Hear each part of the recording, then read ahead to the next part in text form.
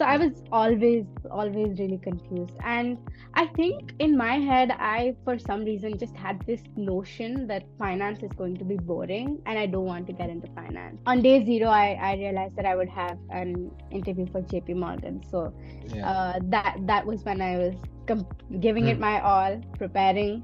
And Right. I did end up liking finance at the end of the day. Sitting in my friend's room, we were all hanging out together and we were eating some food that we ordered in, and I got the mail, and I just got up and I said, guys, I got the PPO, and everybody Mm. was screaming. It was crazy.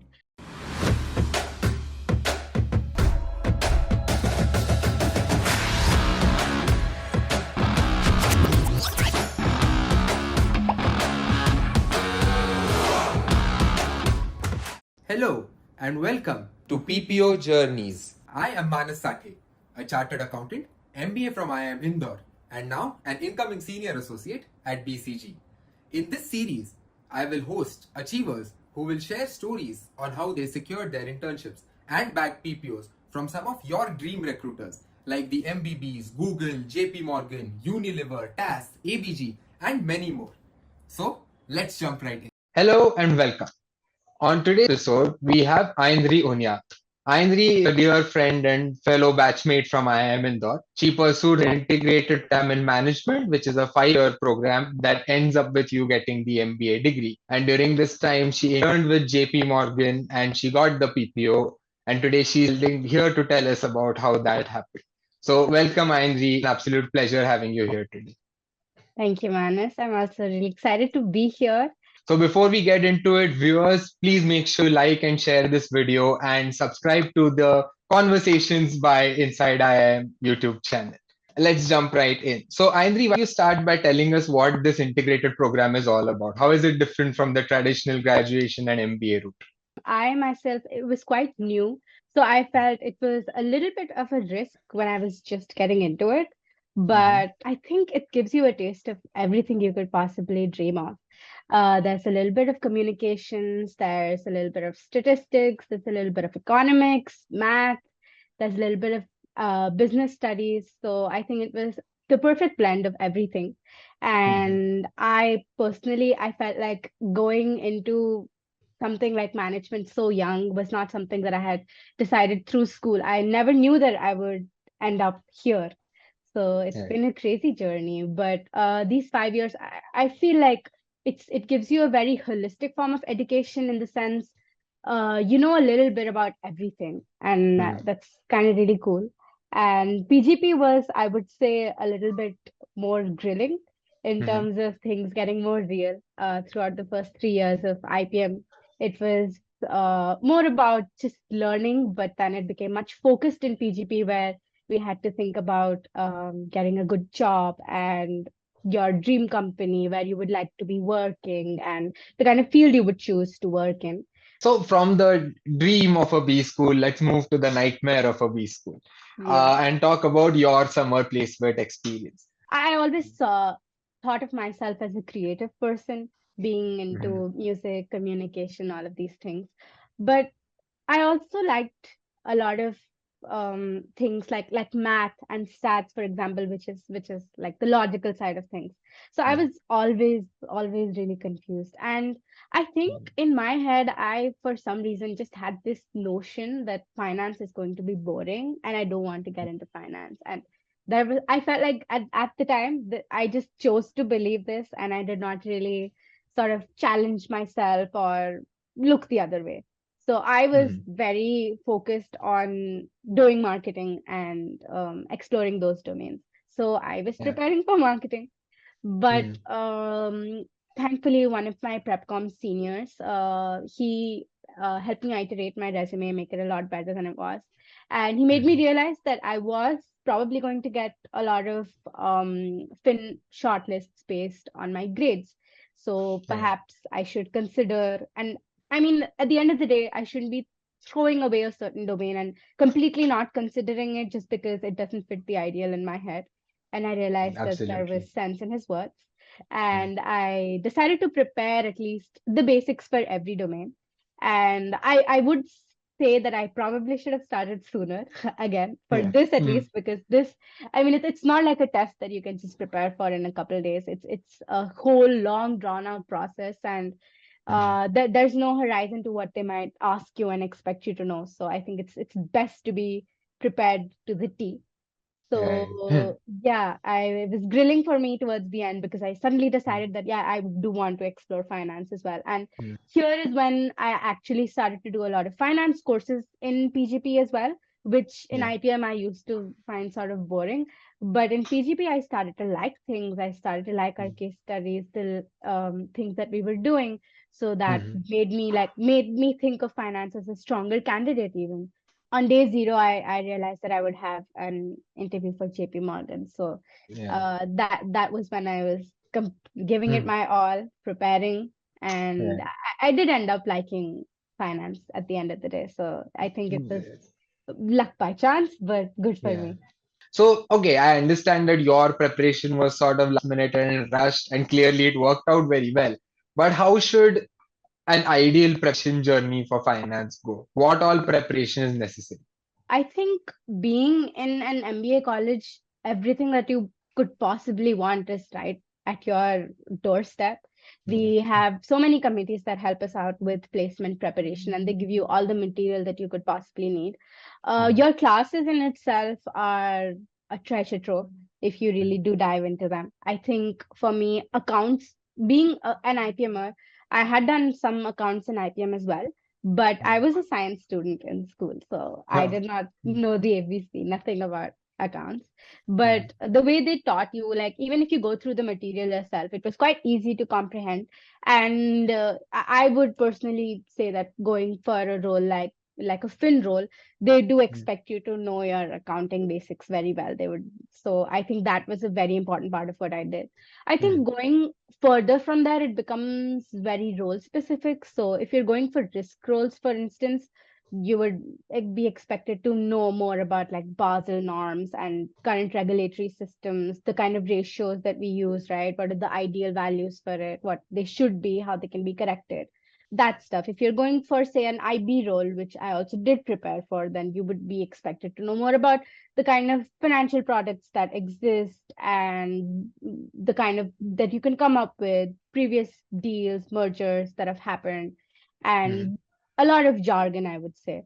At first, when you're just starting out, it seems like it's so much and you would never be able to understand and cover all that. But slowly Mm. and gradually, I think just going through things little by little on your own really helps. Now we can actually come to your D-Day. How did the JP Morgan interviews go? What was the structure like? What was your experience?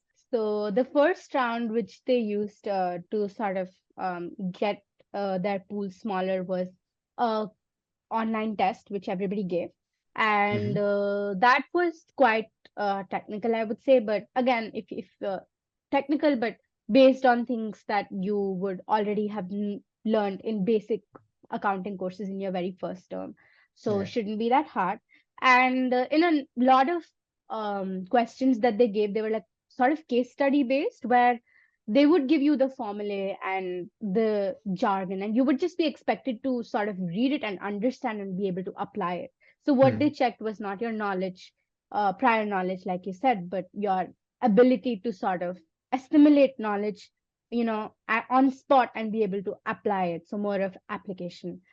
Okay. Post that, they do like good communication skills. So we had one round that was purely for communication, where they would sort of give you a topic and just give you like a couple seconds, and then you're supposed to speak about it and Hmm. share your thoughts.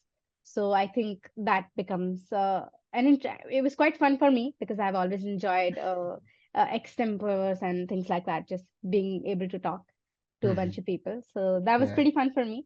Hmm. At the end of the day, there is an interview. So Hmm. for JP Morgan in risk roles, they give CTC, WCR, as well as asset wealth management. Hmm. WCR is wholesale credit, where you deal with giving out loans and approving them. Yeah. And Hmm. my role is in CTC risk, which is an internal role. So I see JP Morgan's own risk in its balance sheets, right? So Hmm. those are the three main types of risk roles.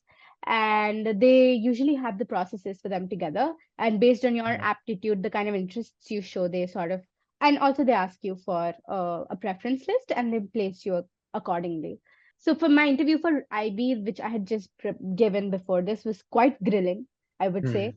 So compared Yeah. to this was very calm. And Hmm. there were around 2 to 3 interviews per person.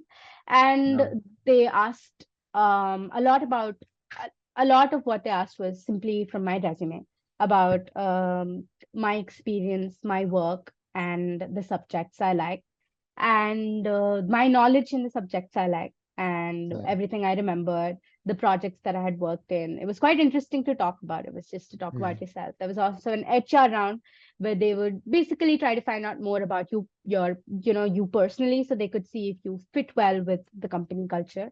That was Hmm. interesting. And of course, there's a technical round where, Yeah. so they asked me if because I was not a CFA candidate, so they did not ask me CFA related questions, but for people who were, they did ask CFA related questions as well. But Hmm. basically the questions were pretty much based like on stuff that they knew that you knew through your resume.